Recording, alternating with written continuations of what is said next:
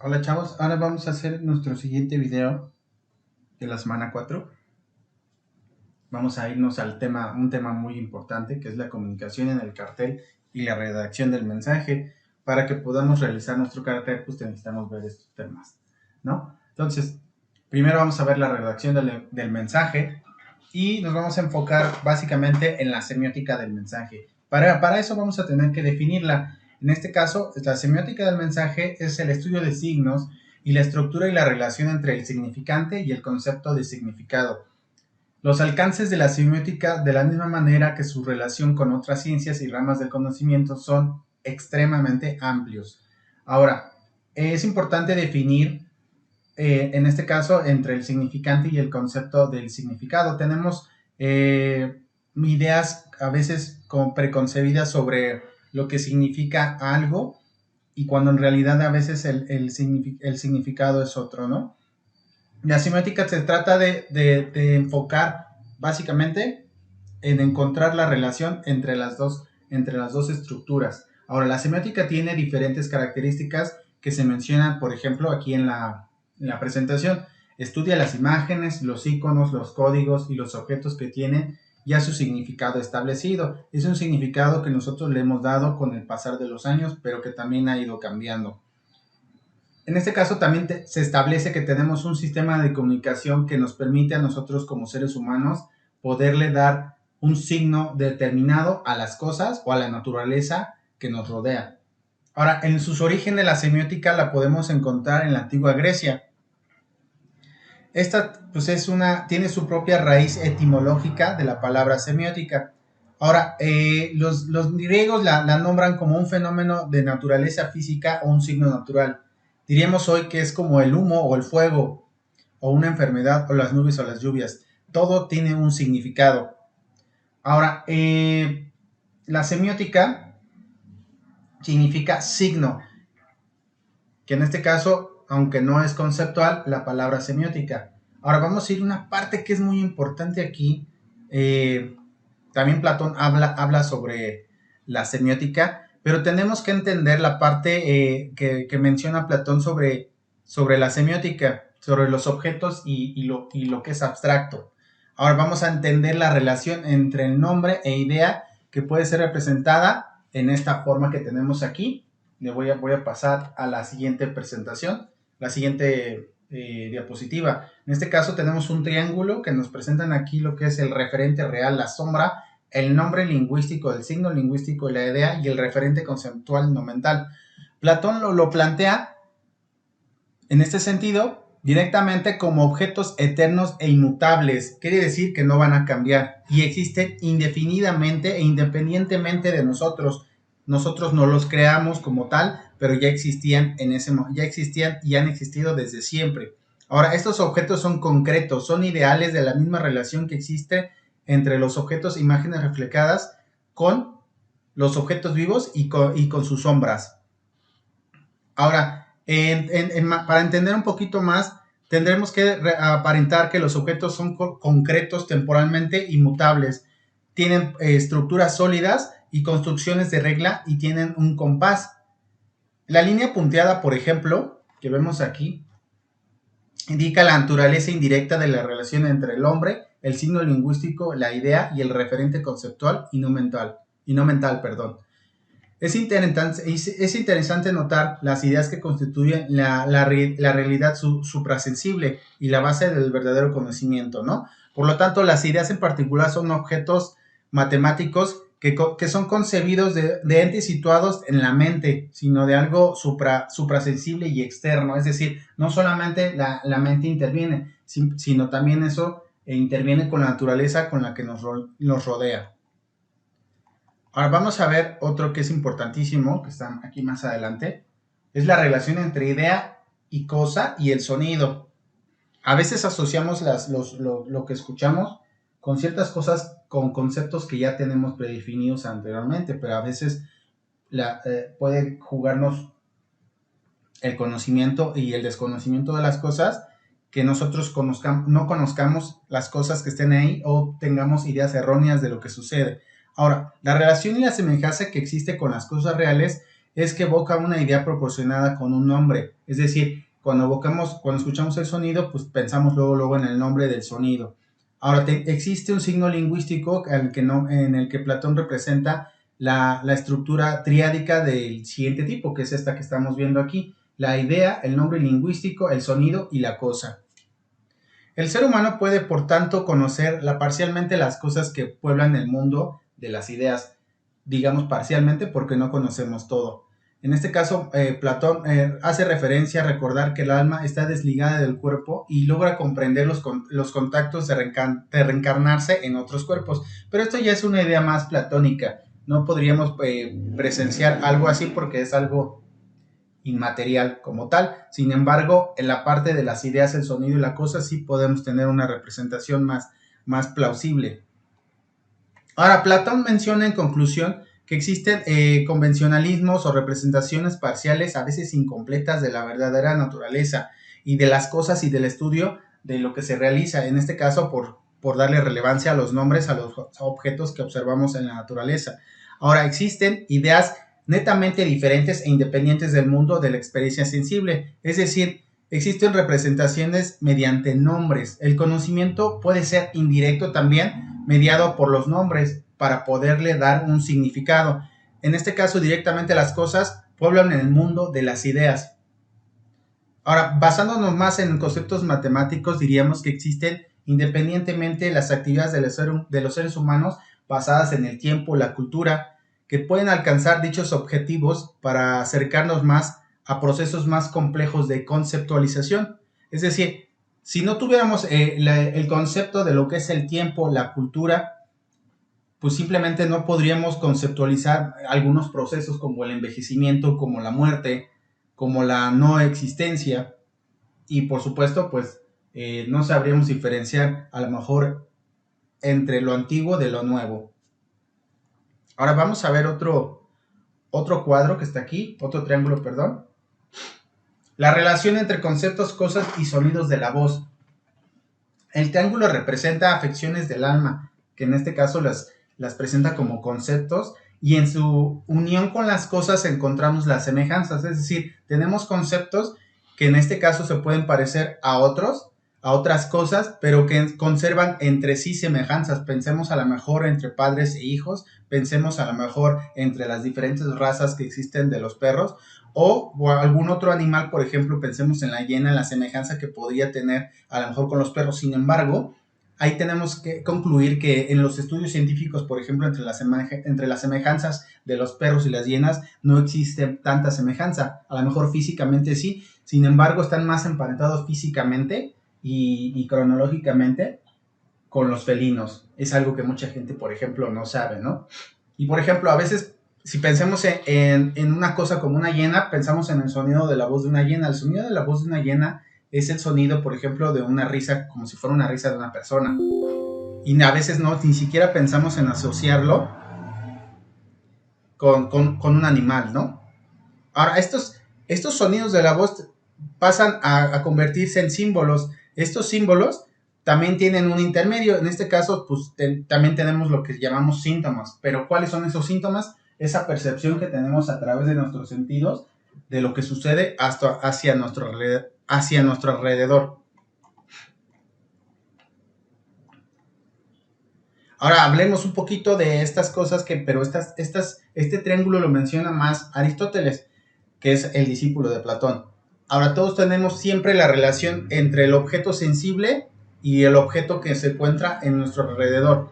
Ahora, la realidad puede ser representada por conceptos que siempre están presentes en la naturaleza o en nosotros mismos. Esta dicha realidad puede cambiar de acuerdo a los convencionalismos de la época, es decir, a lo mejor en cierta época un objeto se llamaba de una forma y con el tiempo se va llamando de otra forma. Por eso es que existen muchas veces, aunque tengamos, por ejemplo, el lenguaje, que nosotros, el lenguaje latino viene del latín, como su nombre lo dice, se convirtió en español, pero va cambiando y va mutando con el tiempo. Eso sucede y es muy clásico en todas las experiencias lingüísticas, sobre todo en todos los idiomas, ¿sí? Supongamos que en algún momento, a lo mejor, como tiene más relevancia ahorita el inglés, seguramente el español va a irse diluyendo sobre bajo el inglés porque pues, es un idioma que se utiliza más en el mundo. Ahora vamos a ver este triángulo de la triádica entre el significante, significado y el referente. Vamos a entender también el concepto de cada uno de ellos. Significado es el concepto ideal que se asocia a una forma sensible o perceptible del signo y al objeto que representa. Básicamente, creo que es bastante claro aquí lo que vamos diciendo. Por ejemplo, pensemos en la letra E, cuando la alcanzamos a ver, pero la tenemos en un círculo con una línea roja que cruza enfrente de él. Nosotros pues ya desde muy pequeños aprendemos que eso significa no estacionarse. Ya le dimos un significado a ese signo o elemento que se representa generalmente afuera de las entradas de la casa de alguna persona o también en los pisos de cuando están pintados, pero aunque ahí no tenemos el referente del color, que en este caso pues ahí la mayoría de los casos es blanco. Ahora, vamos a ver el significante. Compone el material del signo lingüístico que tiene la función de apuntar hacia el significado. ¿Qué quiere decir con esto? Que el signo lingüístico generalmente tiene una asociación con su significado. Por ejemplo, como lo mencionaba, la letra E significa estacionamiento. Pero si tenemos la línea que cruza, la línea que cruza significa que no debe de suceder esa parte, que es no estacionarse. Ahora tenemos el referente, consiste en el objeto real que alude al signo. En este caso, pues sería a lo mejor la pintura, sería el afiche que está colgado desde la puerta, que es sería el referente. Y además también en la parte de la expresión del referente, es que, por ejemplo, en el referente, generalmente lo que tú tienes ya sufrió una experiencia como tal. Es decir, anteriormente ya debiste haber conocido o preguntaste o estuviste vinculado de alguna forma con el objeto en sí para darle mayor peso al significado que tiene lo que tú conoces. Ahora vamos a ver el siguiente triangulito. Aquí está.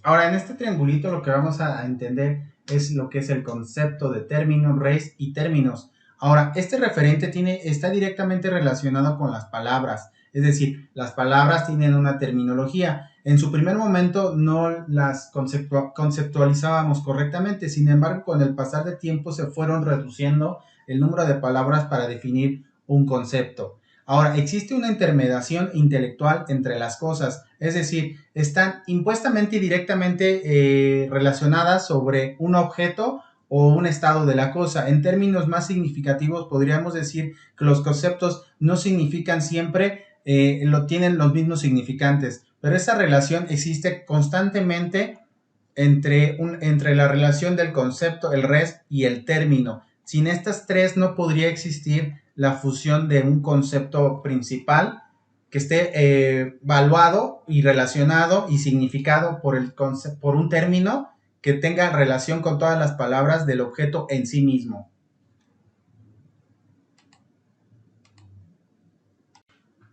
Pasaremos al siguiente tema que viene también en la misma semana. En este caso vamos a hablar de la retórica de la imagen. ¿Qué es la retórica de la imagen o retórica visual? Se denomina aquella disciplina teórica y práctica que se ocupa de los procedimientos y técnicas de las que se vale la comunicación visual para lograr transmitir a su público de la manera más eficaz, estética y persuasiva un mensaje visual que convenza, conmueva y que se recuerde. Es decir, todos tenemos la relación entre los recuerdos que tenemos de cuando vemos un comercial, por ejemplo. El comercial generalmente aviva la intención de llamarnos la atención, pero también de estarla recordando. Y en este caso puede ser que cuando relacionamos las palabras, a lo mejor viene una canción y esta canción tiene cosas que riman, cosas que se fusionan en el concepto ideológico de lo que está sucediendo en el momento que se está realizando, que está sucediendo algo en el país, en todo en lo que vayamos escuchando. Se va conceptualizando y va pasando desde los sentidos hasta nuestro cerebro y luego lo vamos relacionando con otras cosas. Ahora, también tiene una construcción gramatical. La construcción gramatical, pues es el conjunto de normas que rigen el funcionamiento correcto para determinar una lengua, ¿no? Todas estas, esta acepción de, por ejemplo, de lo que es la gramática, pues está dividido en diferentes partes. Estas partes muchas veces hacen que la lengua sea más rica y sea más conceptualizable y sea mucho más fácil de entender, y también es mucho más compleja. Pensemos en la fonética, que estudia los sonidos. Pensemos que hay idiomas que se basan de acuerdo en los sonidos, como podría ser el idioma chino o el japonés. Tenemos la fonología, en este caso estudia los fonemas, estudia los signos. Luego tenemos la prosodia, estudia la acentuación de las palabras, que en español es muy importante, y por ejemplo en inglés también, porque usamos la rima como tal, como elemento primordial para que la canción tenga un mejor resultado al momento de estarla escuchando. Luego tenemos la morfología, que estudia las formas y las palabras. Aquí podríamos meternos un poco en el estudio de los signos, lo que sería un significante, por ejemplo, cuando vamos al baño y vemos los signos que están ahí puestos, o los afiches entre hombre y mujer, que generalmente el de la mujer pues usa un triangulito con unas patitas y la cabeza y los brazos, y el del hombre usa un cuadrado o un rectángulo con las patitas y los brazos, ¿no?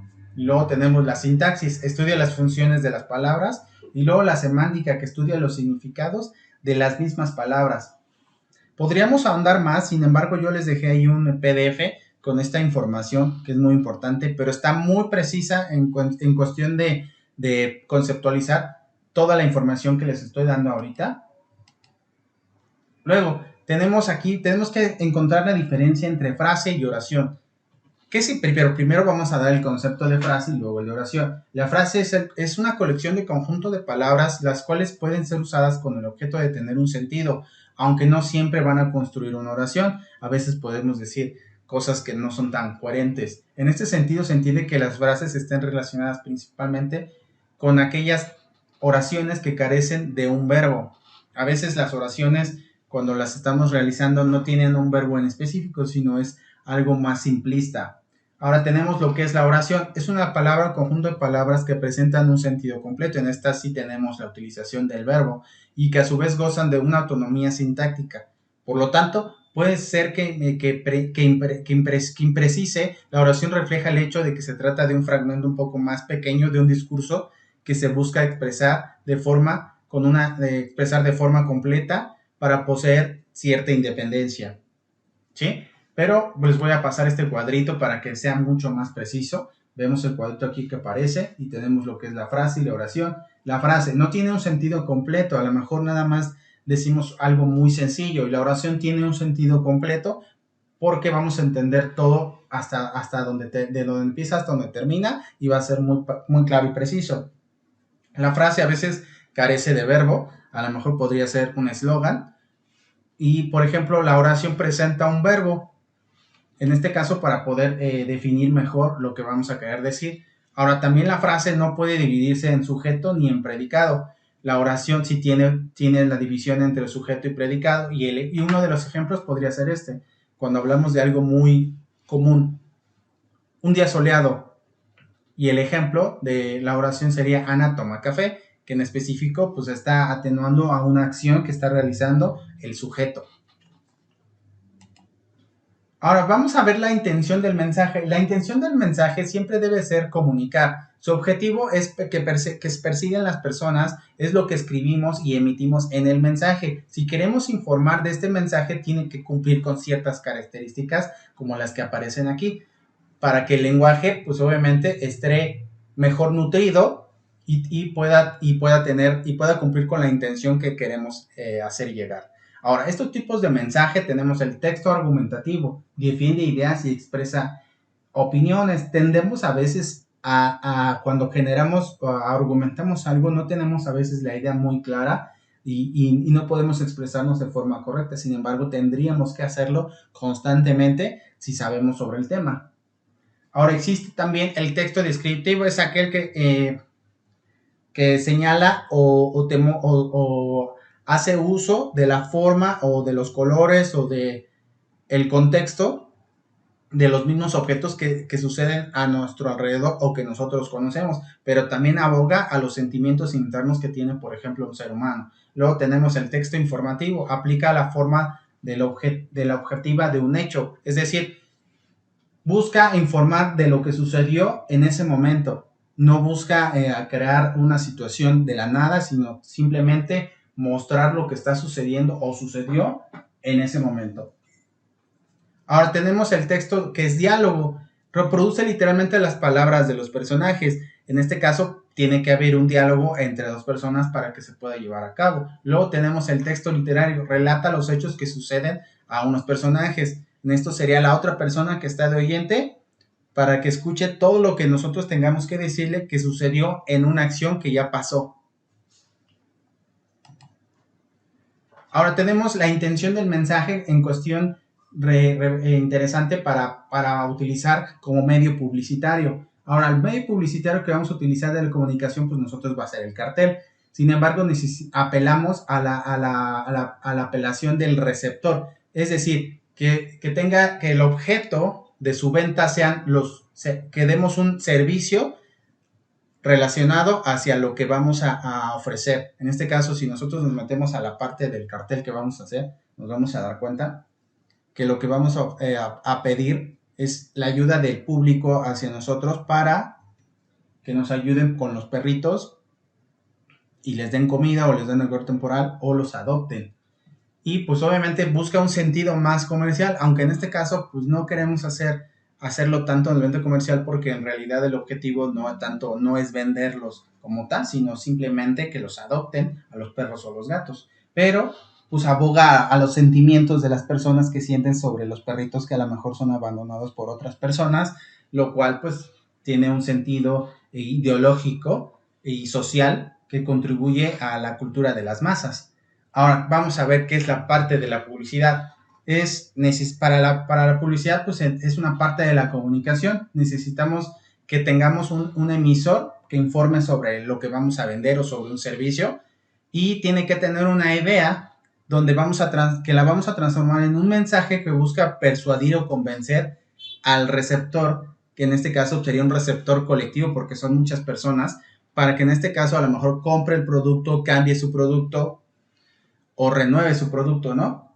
Pero lo que busca es el cambio del comportamiento como tal. Ahora necesitamos generar emoción a ese producto para que la gente sienta la necesidad de que debe de tenerlo y que tiene que tener un tiempo de duración para que cumpla con una característica en especial para a lo mejor convertirlo en una oferta. La oferta no es todo el tiempo, tiene un límite de tiempo, ¿no? Y generalmente lo que busca es la combinación de un texto, es un texto acompañado de imágenes. Y sin estas no podríamos generar el significante para nuestro cartel, en nuestra publicidad. Ahora, tenemos ciertas características de los textos publicitarios. Una de ellas es que debe ser original. Tratamos siempre a lo mejor de copiar los textos de otros carteles que se han hecho o imágenes de otros lugares. Sin embargo, hay que darles un sentido más original. En este caso, pues podríamos utilizar para el cartel y el cartel que vamos a hacer, puedes utilizar las mismas imágenes que tienen en Instagram para poderlo realizar, lo cual es muy bueno porque a veces no tenemos acceso suficiente a los animales directamente. Pero lo que buscamos es que a través de ese mensaje, pues genera una atracción hacia el público, ¿no? Y pues el mensaje pues debe ser breve y debe ser también simple, no tiene que expandirse mucho, no puede ser muy grande, no puede ser muy largo y debe ser muy conciso. Y tiene la capacidad de poder sugerir, es decir, que representa ventajas importantes para sugerir al receptor ciertos valores que pueden ayudarle a la persona. En este caso puede generarle alegría o amor el adoptar a un perrito o darle alegría al mismo perrito y cuidarlo. Y siempre vamos a apelar a un lenguaje en donde aprendamos o usemos textos e imágenes que estén dirigidas a nuestro mensaje, que en este caso pues es la adopción de perros o gatos o darle hogar temporal o donar alimentos para ellos. Otro elemento muy importante que se ha ido distorsionando con el tiempo es la llamada propaganda, que es el conjunto de técnicas destinadas a propagar ideas, doctrinas y opiniones para hacer que esos conceptos sean aceptados por la gente, con consecuencias, pues obviamente pueden ser positivas o negativas, pero lo que busca es convencer y que la gente se adhiera a ellas. Estos mensajes pueden ser, este tipo de propagandas y mensajes pueden ser formativos e informativos. Los formativos siempre están relacionados con la apropiación de la enseñanza y de aprendizaje. Pensemos que a lo mejor un maestro te está enseñando algo y como referente pues tenemos que ese maestro aprendió de otra persona y al mismo tiempo de otra persona que también crea una condición donde el alumno tiene una experiencia viva que le utiliza, que la va a utilizar para cualquier cosa, es decir, para cualquier parte o acción que vaya a realizar en el día o durante toda su vida. Ahora tenemos el texto informativo que utiliza, que en este caso es comunicar un hecho que ya ocurrió, un hecho que ya ocurrió o que está sucediendo en el momento. No apela al futuro porque no existe esa información todavía. En este caso el mensaje no se adecua a números razonables de ciertos receptores. Puede ser el número de receptores que uno quiera.